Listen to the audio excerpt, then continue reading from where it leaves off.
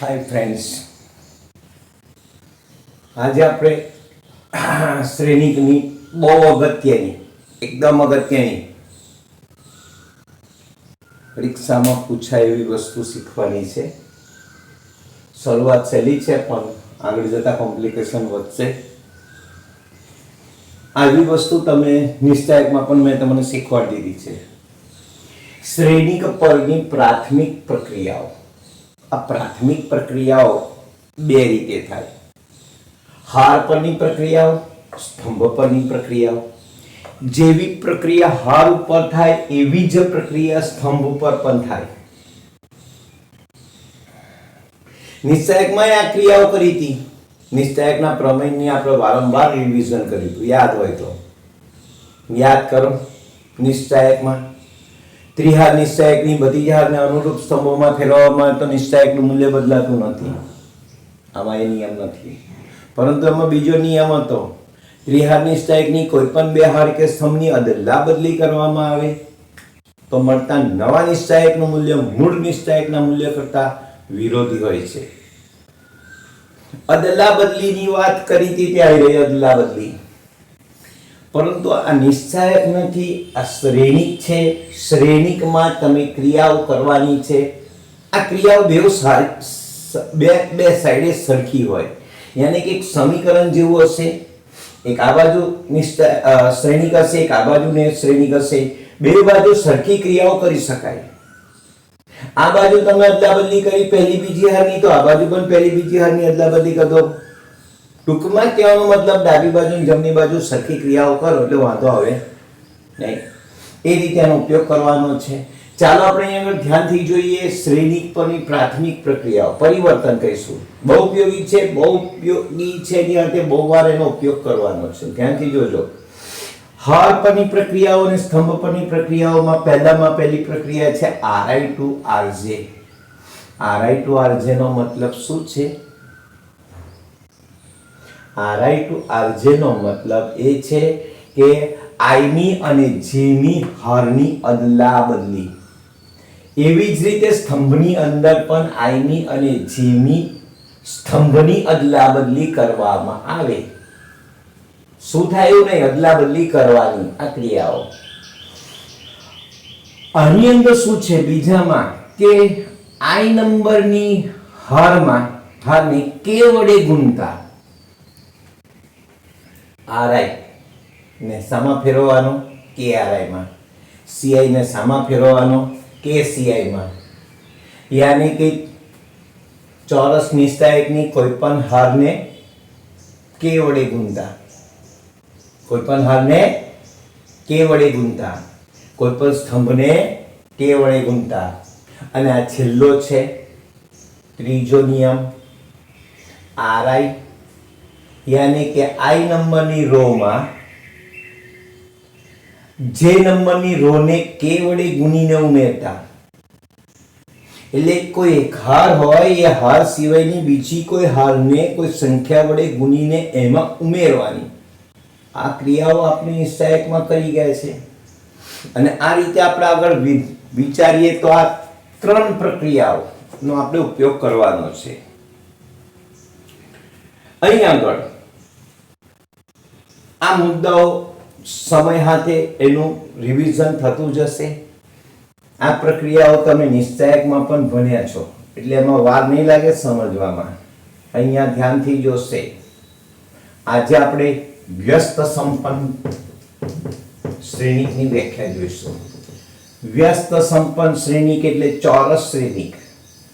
કોઈ પણ ચોરસ શ્રેણિક, અહીંયા ધ્યાન રાખજો, કોઈ પણ ચોરસ શ્રેણિક જો m કક્ષાવાળા ચોરસ શ્રેણિક A ને વ્યાખ્યા છે વ્યસ્ત સંપન્ન શ્રેણિક. આ વ્યસ્ત સંપન્ન શ્રેણિકની વ્યાખ્યામાં આપણે લખીશું કે જો m કક્ષાવાળા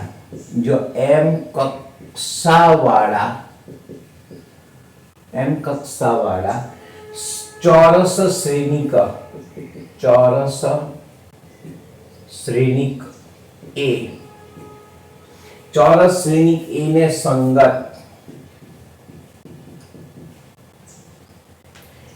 કોઈ ચોરસ શ્રેણી, કોઈ એક એમ કક્ષાવાળો ચોરસ શ્રેણિક બી એવો મળે કે જેથી AB બરાબર BA બરાબર I થાય, તો B ને A નો વ્યસ્ત શ્રેણિક કહે છે, B ને A નો વ્યસ્ત શ્રેણિક કહે છે. તેને સંકેતમાં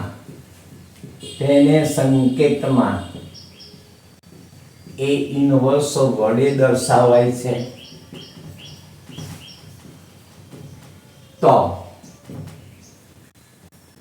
શ્રેણિક A ને વ્યસ્ત સંપન્ન શ્રેણિક કહેવાય. હવે એક વ્યાખ્યા છે કે આપણે વ્યસ્તની જગ્યાએ એક બીજો શબ્દ મૂકીએ રમૂજ માટે.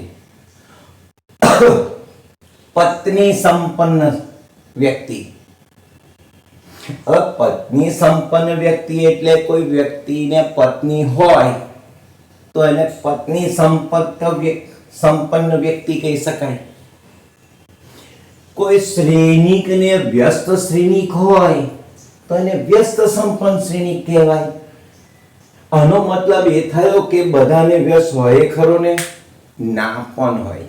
એટલે એવું નહીં માનવાનું કે કોઈ ચોરસ શ્રેણિક આપ્યો એટલે એને 100% વ્યસ્ત શ્રેણિક હોય ને હોય જ. જો એ ચોખ્ખું લખ્યું છે, જો એમ કક્ષાવાળા ચોરસ શ્રેણિક એને સંગત કોઈ એક એમ કક્ષાવાળો ચોરસ શ્રેણિક બી એવો મળે કે જેથી આ શરતનું પાલન થાય, AB બરાબર BA બરાબર I થાય. હવે આપણને ખબર છે વ્યસ્તોનો ગુણાકાર 1 થાય, તો આ એકબીજાના વ્યસ્ત હોય, A અને B એકબીજાના વ્યસ્ત હોય તો એકમ શ્રેણિક આવવો જોઈએ. તો વ્યસ્તોનો ગુણાકાર 1 થાય, AB બરાબર BA બરાબર I થાય. તો B ને A નો વ્યસ્ત શ્રેણિક કહેવાય. એનો મતલબ A B નો વ્યસ્ત છે, B A નો વ્યસ્ત છે. તેને સંકેતમાં A ઇન્વર્સ વડે દર્શાવાય. A ના વ્યસ્ત શ્રેણિકનો સંકેત B નામ આપ્યું હતું, પણ B નું નવું નામ આપ્યું A ઇન્વર્સ. તો શ્રેણિક A ને વ્યસ્ત સંપન્ન શ્રેણિક કહેવાય. વ્યસ્ત સંપન્ન શ્રેણિક થવા માટે બે શ્રેણિકનો ગુણાકાર AB બરાબર BA બરાબર I થાય. સામાન્ય રીતે બે શ્રેણિકોનો ગુણાકાર સરખો હોતો નથી. AB બરાબર BA ગુણાકારમાં ક્રમનો નિયમ લાગુ પડતો નથી. એટલે AB અને BA સરખા હોય ખરા ને? ના પણ હોય. અને એ તો સરખા હોવા જોઈએ અને પાછો એકમ શ્રેણિક હોવો જોઈએ, તો A અને B ને એકબીજાને વ્યસ્ત શ્રેણિકો કહેવાય, એમને ના કહેવાય. અહીંયા ધ્યાન રાખો, પ્રમેય નંબર 3 આની ચર્ચા કરીશું. આ બધી ચર્ચા વ્યાખ્યા બહુ કોઈ ખાસ કામની નથી, પરંતુ વ્યાખ્યા કોઈ પૂછવાની નથી, પણ આ ખબર હોવી જોઈએ. પ્રમેય 3 નું વિધાન જોઈએ. પ્રમેય 3 શું કહે છે? જો કોઈ શ્રેણિકનો વ્યસ્ત અસ્તિત્વ ધરાવતો હોય તો તે અનન્ય હોય. જો કોઈ શ્રેણિકનો વ્યસ્ત અસ્તિત્વ ધરાવતો હોય, અસ્તિત્વ ધરાવતો હોય નો મતલબ હોય ખરો, ના હોય. જો કોઈ શ્રેણિકનો વ્યસ્ત અસ્તિત્વ ધરાવતો હોય તો તે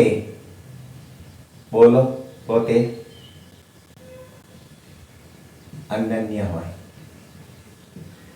આનો મતલબ એ થયો કે કોઈ ચોરસ શ્રેણિકને વ્યસ્ત હોય તો એકને માત્ર એક જ હોય, એકથી વધારે ના હોય તો એક જ હોય, 2-3 વ્યસ્ત હોતા નથી. એની સાબિતી નીચે આપેલી છે. પરંતુ આપણે સાબિતીની કોઈ ખાસ જરૂર નથી, છતાંય આગળ બે લીટીની સાબિતી છે, જોવા ટ્રાય કરીએ. અહીંયા આગળ ધ્યાન રાખો કે ધારો કે પરીક્ષા લક્ષી નથી, એ બરાબર એઆઈ છે, એ બરાબર એઆઈ છે. ચોરસ શ્રેણિકને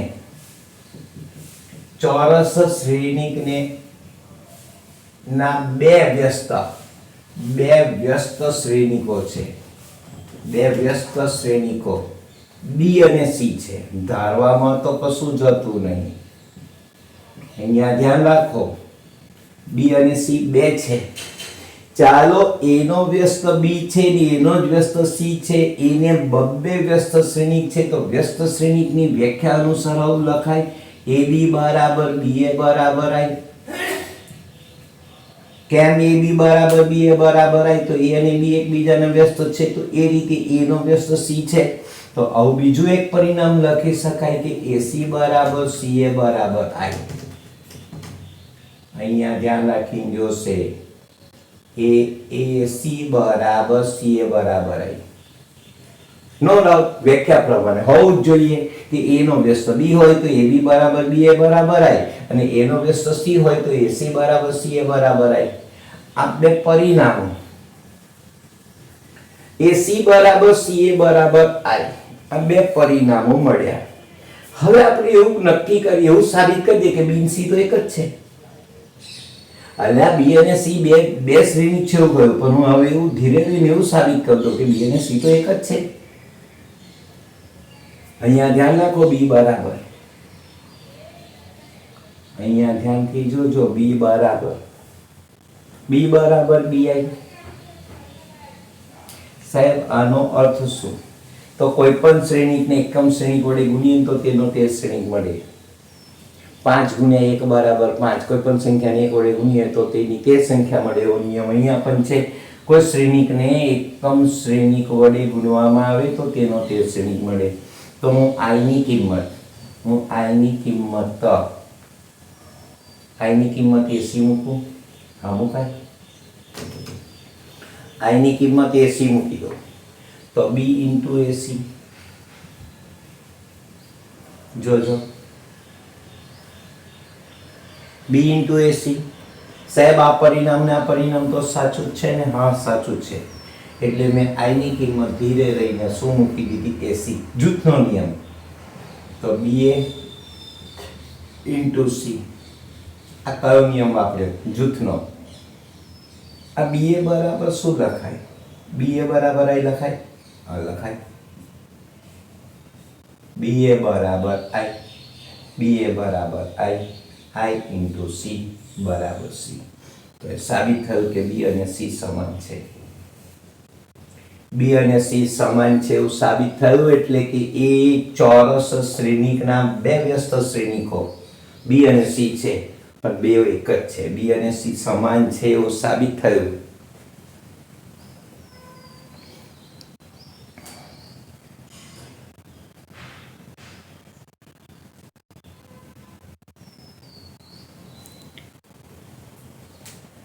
ba બરાબર સી, તો ba ની જગ્યાએ i ઇન્ટુ સી અને i ઇન્ટુ સી બરાબર સી. ચાલો એ દેખાય છે બરોબર? આના પછીથી આગળ વિચારીશું. પ્રમેય 3 નું વિધાન જોયું. પ્રમેય 3 શું કહે છે કે કોઈ ચોરસ શ્રેણિક, ધ્યાન રાખીને જોશો, કોઈ ચોરસ શ્રેણિક નો વ્યસ્ત અસ્તિત્વ ધરાવતો હોય તો તે અનન્ય હોય.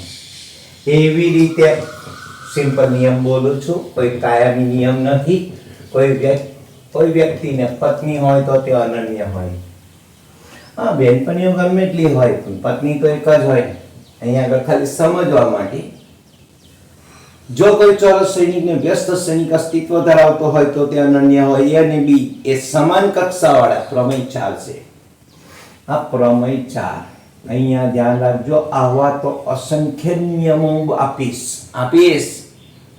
અસંખ્ય નિયમો. કેમ? તો આઈઆઈટી જેની અંદર જી જેમાં તમારે આવા નિયમો જ આપી દીધેલા હોય છે, નિયમો અનુસાર જ તમારે દાખલા ગણવાના, ફટાફટ ગણાય. આમાંના થોડાક ઝલક માટે એ નિયમો આપ્યા છે. તમે કોઈ પણ ચોપડીમાં રેફરન્સમાં જોશો તો અસંખ્ય નિયમો જોવા મળશે. જો A અને B એ સમાન કક્ષાવાળા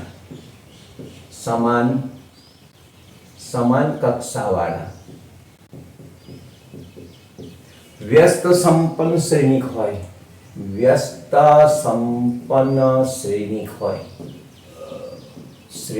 હોય તો એનો મતલબ કે A અને B ના કક્ષા સમાન જોઈએ અને વ્યસ્ત અસ્તિત્વ ધરાવતો હોવો જોઈએ. તો આ નિયમ છે AB નો ઇનવર્સ બરાબર B inverse into A inverse.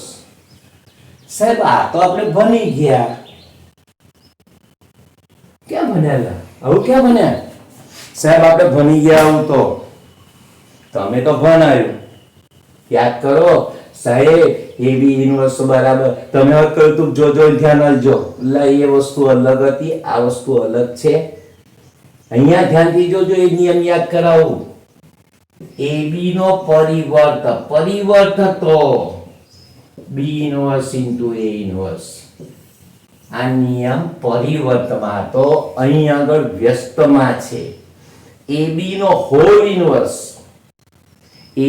Hall inverse નો મતલબ ગુણાકારનો વ્યસ્ત એ વ્યસ્તોના ગુણાકાર જેટલો છે ને. નિયમ શબ્દોમાં બોલીએ તો ગુણાકાર A અને B શ્રેણિકના ગુણાકારનો વ્યસ્ત એ વ્યસ્તોના ગુણાકાર જેટલો છે. બે શ્રેણિક A અને B ના ગુણાકારનો વ્યસ્ત એ વ્યસ્તોના ગુણાકાર જેટલો છે. આ પહેલા લગ્ન થાય પછી પ્રેમ થાય, આ પહેલા પ્રેમ થાય પછી લગ્ન થાય, ક્રમ બદલાય છે. ધ્યાનથી જોજો. તો આ નિયમ ને આ નિયમ નજીકનો નહીં, એ ખરખો દેખાવમાં છે, પણ આ વ્યસ્ત માટે છે, આ પરિવર્તન માટે છે.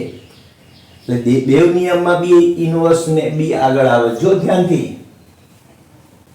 સાહેબ, આ પ્રમેય નંબર 4. જો A અને B વ્યસ્ત શ્રેણિકો હોય એટલે વ્યસ્ત સંપન્ન શ્રેણિક હોય, એનો મતલબ વ્યસ્ત અસ્તિત્વ ધરાવતો હોય. સાહેબ કોઈ પણ શ્રેણિક વ્યસ્ત અસ્તિત્વ ધરાવે એવું ક્યારે ખબર પડે કે આને વ્યસ્ત હશે? કોઈ છોકરાને જોઈએ એટલે ખબર પડે કે પત્ની છે કે નહીં? અહીં આગળ એકદમ સરળ શબ્દોમાં બોલું છું. કોઈ પુરુષને જોઈએ તો ખબર પડે કે એને પત્ની સંપન્ન છે કે નહીં? આપણને કોઈ ચોરસ શ્રેણિક A નું A લખી આપી દીધો, શું એ વ્યસ્ત સંપન્ન છે કે નહીં કેવી રીતે ખબર પડે? વ્યસ્ત સંપન્ન શ્રેણિક હોવા માટેની એક શરત છે,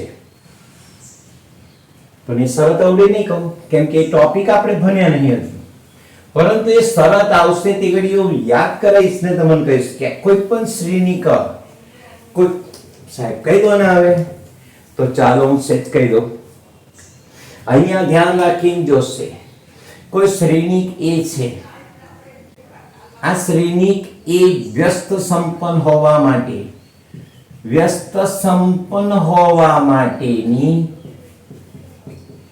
શરત આવશ્યક ને પર્યાપ્ત શરત. કેવી શરત?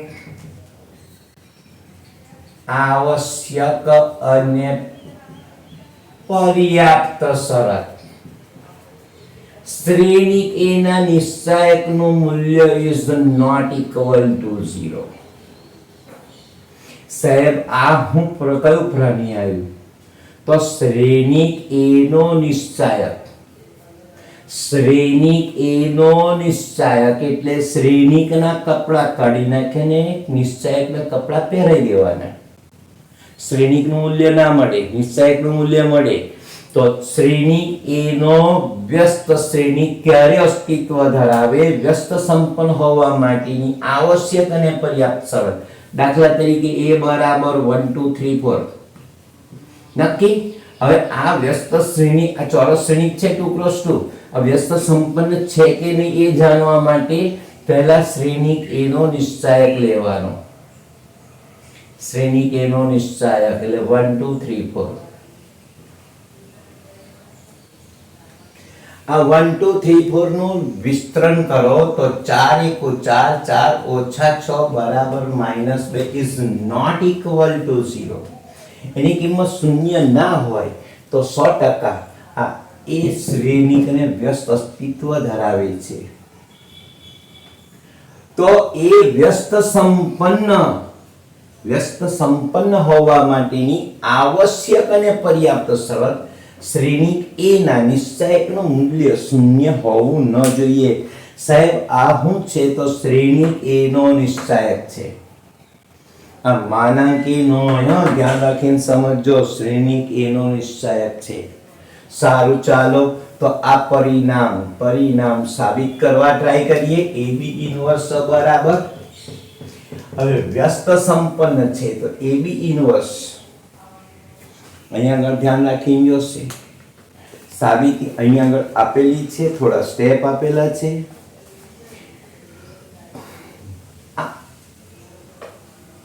આ AB ઇન્વર્સ સચેત છે. અહીંયા આગળ આપણે લખીશું કે AB into AB ઇન્વર્સ બરાબર આનો વ્યસ્ત છે x, એનો x ઇન્વર્સ લઈએ તો આ થાય, વ્યસ્તોનો ગુણાકાર 1 થાય. એ નિયમ અનુસાર શરૂઆત કરી. હવે એક કામ કરીશું, અહીં આગળ આ a ને જોજો, a ઇન્વર્સ વડે બંને બાજુ ગુણતા a ઇન્વર્સ, અહીંયા આગળ ધ્યાન રાખજો, a inverse AB into AB inverse બરાબર a ઇન્વર્સ into y. બંને બાજુ a ના વ્યસ્ત શ્રેણિક વડે પૂર્વ ગુણન, પૂર્વ એટલે આગળથી ને પશ્વ એટલે પાછળથી. તો અહીં જૂથનો નિયમ લાગુ પડે. આ બે ગુણાકારનો જૂથનો નિયમ લગાડું છું. તો a inverse into a into b into AB inverse બરાબર a ઇન્વર્સ into I બરાબર a ઇન્વર્સ. કોઈ પણ શ્રેણિકને એકમ શ્રેણિક વડે ગુણીએ તો એનો એ શ્રેણિક મળે તો આ વ્યસ્તોનો ગુણાકાર I થાય. એ વ્યસ્ત શ્રેણિક છે, વ્યસ્ત છે એનો, તો આનો મતલબ થયો I into b બરાબર AB નો ઇન્વર્સ બરાબર a ઇન્વર્સ. તો I into b બરાબર b into AB ઇન્વર્સ બરાબર a ઇન્વર્સ. હવે હું આ b ને કાઢવા માટે, b ને ઉડાડવા માટે આગળથી b ઇન્વર્સ વડે ગુણીશ. તો b inverse b into AB inverse b inverse into a inverse પૂર્વ ગુણન. જે રીતે a ઇન્વર્સ ગુણ્યો તેવી રીતે b ઇન્વર્સ ગુણો. તો b ઇન્વર્સ ગુણવા માટે આ બેનો ફરી પાછો જૂથનો નિયમ લાગે. b inverse into b into AB inverse. તો b inverse into a inverse, તો આ બેનો ગુણાકાર I into AB ઇન્વર્સ બરાબર b inverse into a inverse. તો આ I વડે ગુણીએ તો એનું એ આવે, તો AB ઇન્વર્સ બરાબર b inverse into a inverse. તો આ પરિણામ સાબિત થઈ ગયું. સાહેબ થોડી ખબર પડી, થોડી ના પડી. અહીંયા આગળ પોતે નક્કી કરવાનું છે. ફરીથી એક વખત ફટાફટ જોઈ જઈએ.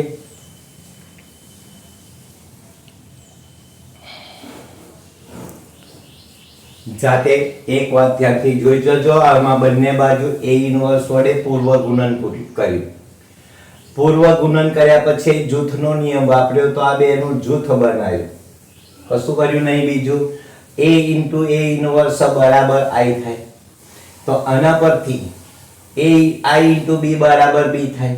તો આને બી ઇનવર્સ વડે ફરી પૂર્વ ગુણન કરાયું, આ ફરી જૂથનો નિયમ વાપર્યો, ફરી આય આવ્યો અને આય વડે ગુણીએ તો આ પરિણામ સાબિત થયું. આ પ્રમેય તમારો 4 પૂરો થયો.